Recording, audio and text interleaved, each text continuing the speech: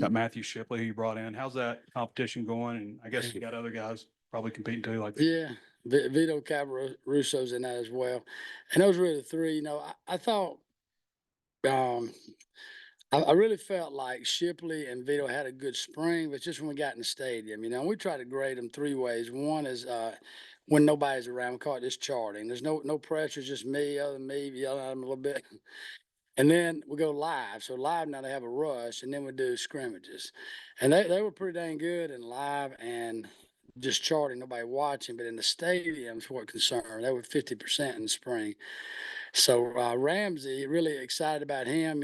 He played at Abilene Christian, was at Houston 4 years. Great kids, already graduated with an engineering degree. Had a good summer. They've all had a good summer, and we're really just getting into camp. Today was our first day to kick our live field goals, and they were shorter field goals, and those guys all made the field goals, which is expected in that situation. But really glad to have Ramsey and Shipley and Vito. I think it's going to be a great competition, and we'll see how it plays out here the next 2 weeks.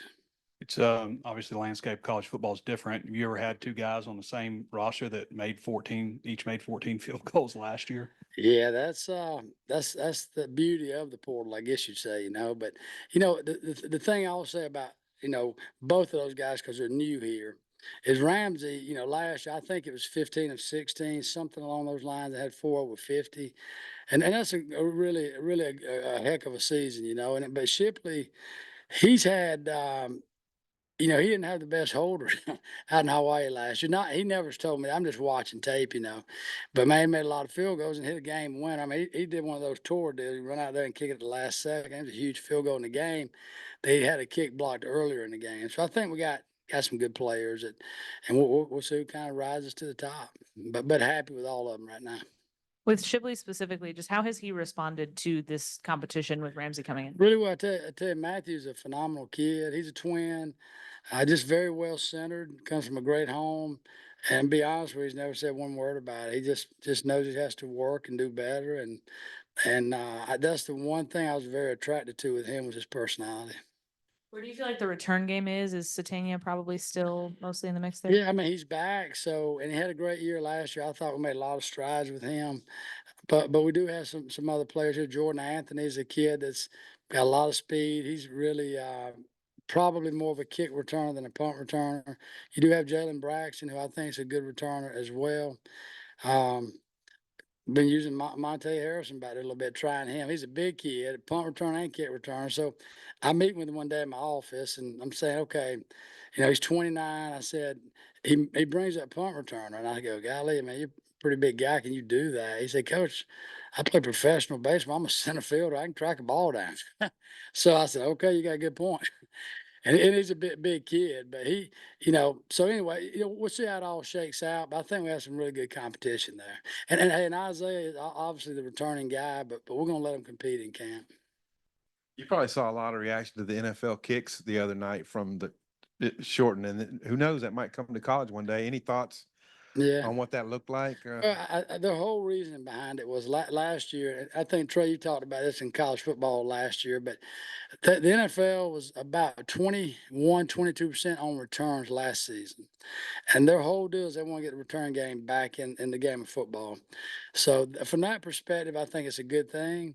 If you have a phenomenal returner back there, it's obviously not a good thing for the kickoff cover unit, But I certainly think if they continue this on maybe a 3-year trend, we'd obviously see it in college. You said 50% in the stadium for both those guys, but was that just the red-white game or all? We have two scrimmages in the spring, red and white game, and then we have a scrimmage 2 weeks in. You got anything you point your finger at why they didn't kick better in the stadium? Well, possibly the first scrimmage was first time in the stadium, kicking. That's all I can relate it to. The second time spring game, it was really windy, and I never make excuses. It's what we talk about. That's an imposter. We block imposters out. Don't pay any attention to them, right? But obviously, you got to play around that. I think in the spring game they were both trying to overcorrect the wind too much. Is what I felt. But at the end of the day, you just got to make those field goals. We want to be 80% on the year. That's what we want to be every year. You can you can be a 78% guy and a 73% guy. If you hit 80% of your field goals, I mean, you're gonna have some special seasons, I think. And you got, I think Sam was in there the other day saying probably need to get it figured out in about 2 weeks.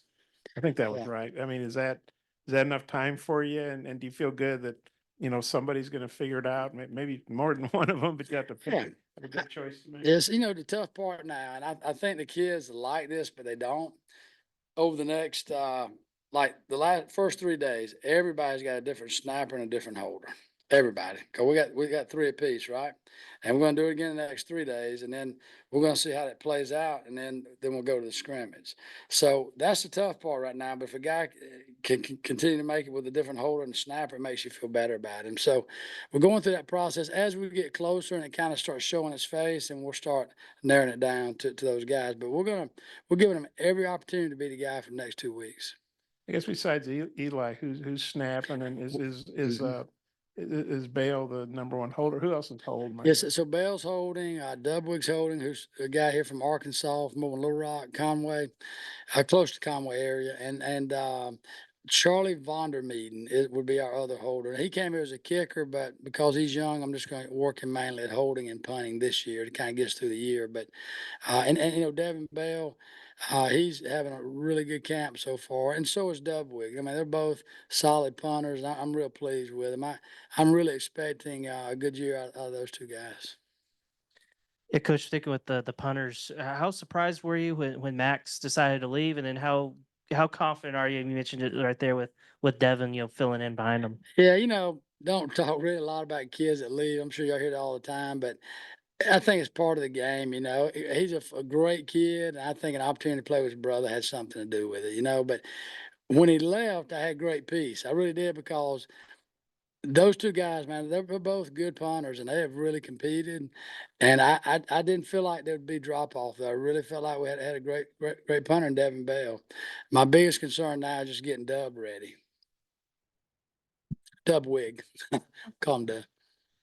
Yeah, if I did my math right, I think Eli's, but based on media guides, they had like 234 snaps. I can't remember a bad one. Just how good a snapper is he? His strength is short snapping. I mean, he'll snap it back with threads. We always talk about the threads facing the goalpost. That way we're not hitting threads, right?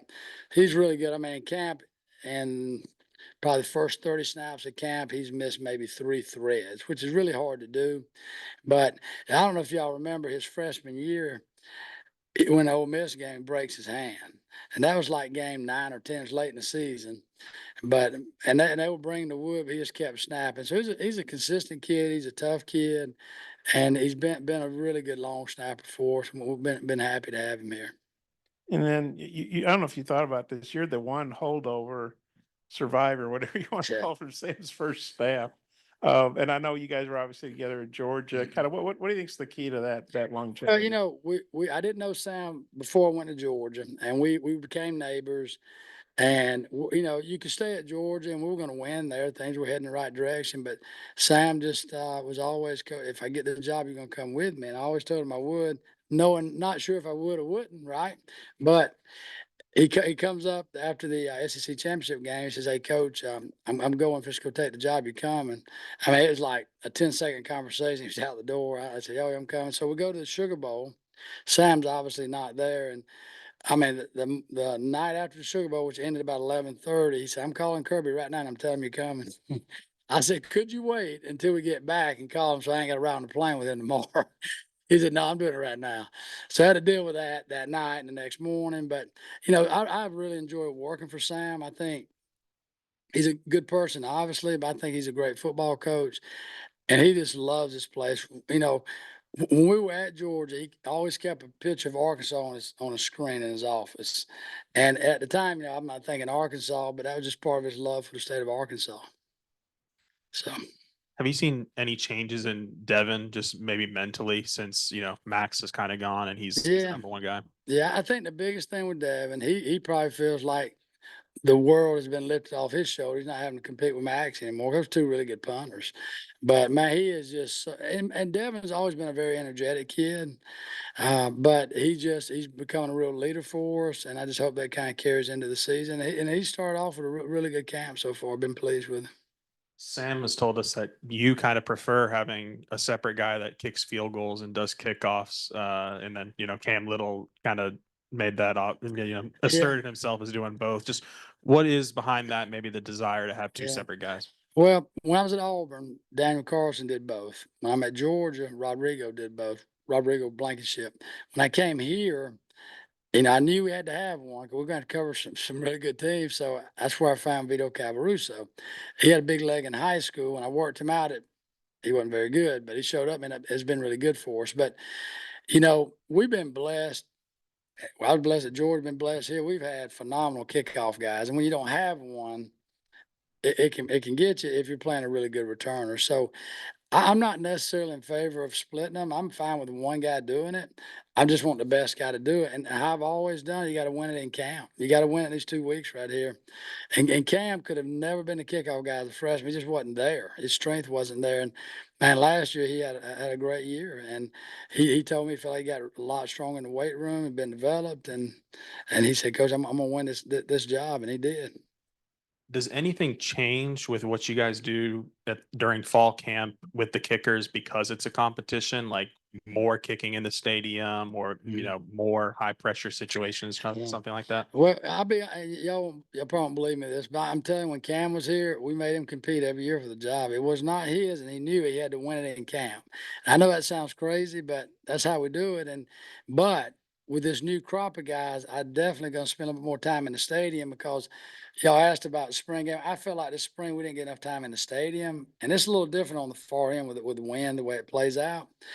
And so we're trying to get over here more because I want those guys comfortable in the stadium. So that's the only thing that's a little different. The competing's the same. We're just trying to get a little more time in our stadium.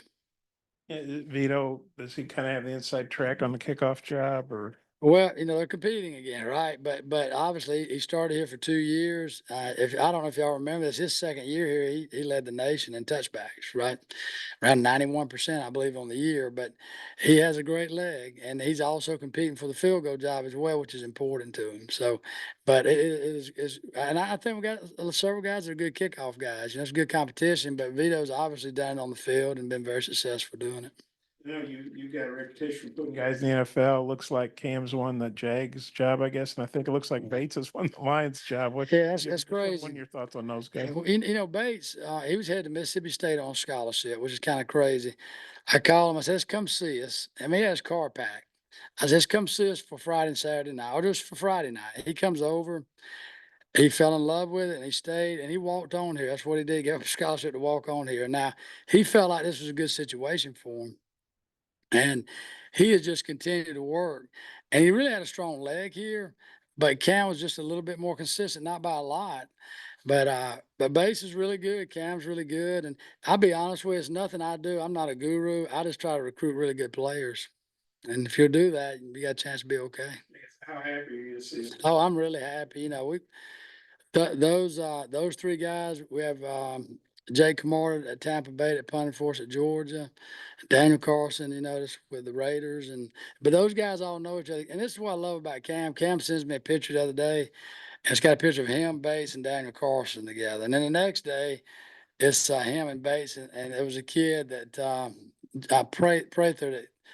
I didn't coach him at UCF. I would just recruit him there. And so Cam, he sends me a picture of that. So that's just the kind of kid he is, kind of makes it fun.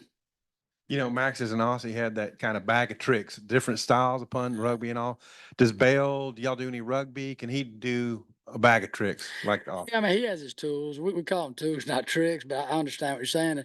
But he has his tools, and Max certainly, all the Aussies have different, more rugby guys. Devin can certainly do a lot of things too. And we're trying to kind of piece all that together as we go through camp. I assume you like Arkansas. That this is your 5th year that, the living here, I guess. Yeah, I do. I love it here. Honestly, it's a great place to live. And when I first came here, I really didn't know what to expect. My wife loves it here, and I have 2 kids. One's graduated from high school here, and 2 of them are about to graduate from college here. And for me, I'd like to be here for a long time. I enjoy it. I really do. And you get opportunities to go places, but I just really enjoy coming to work here, and I enjoy going home at night. And I enjoy getting out in the town. So, great place. Appreciate it. Okay, thank y'all.